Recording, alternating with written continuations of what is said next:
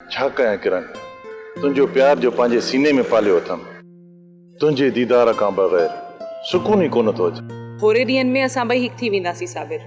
इब्रार जे जिस्म मां मूंखे हाणे बदबू थी अचे ऐं हाणे इब्रार सां गॾु मां हयाती कोन गुज़ारींदसि।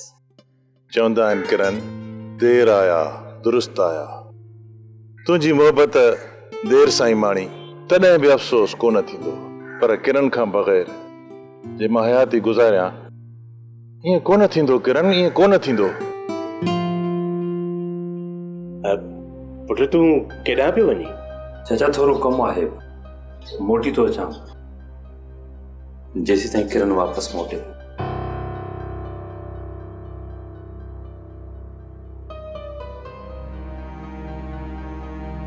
सेना, अॼु मुंहिंजी दिलि थी चए त ज़मीन जा ॾिए त हिन में अंदरि हलियो वञा।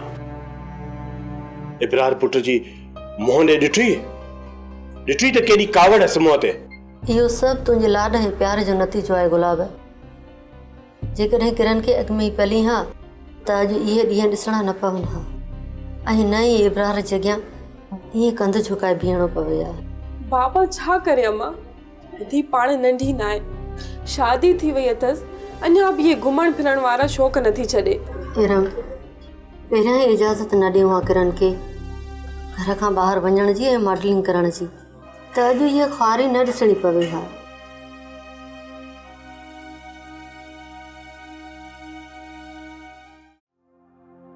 नसीम, तुंहिंजे मरण खां पोइ मुंहिंजे दिलि जो बाग़ वीरान थी वियो, उजड़ी वियो आहियां मां। नसीम मां तोसां कयल वाइदा अॼु बि पाड़ियां पियो। मां तुंहिंजी निशानी रहमान खे एतिरो त प्यार ॾिनो आहे, एतिरी त मोहबत ॾिनी आहे जो हुन कॾहिं तोखे यादि न आहे कयो, कॾहिं तुंहिंजे बारे में पुछियो बि न आहे। बाक़ी मां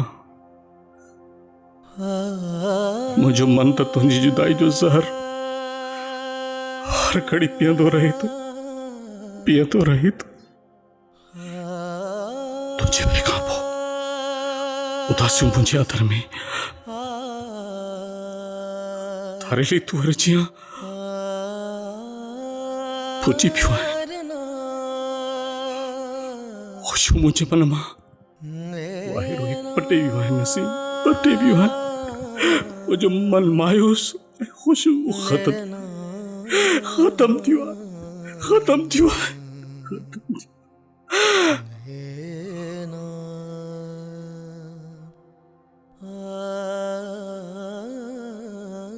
पुट कैसा पियो कचहरियूं करे?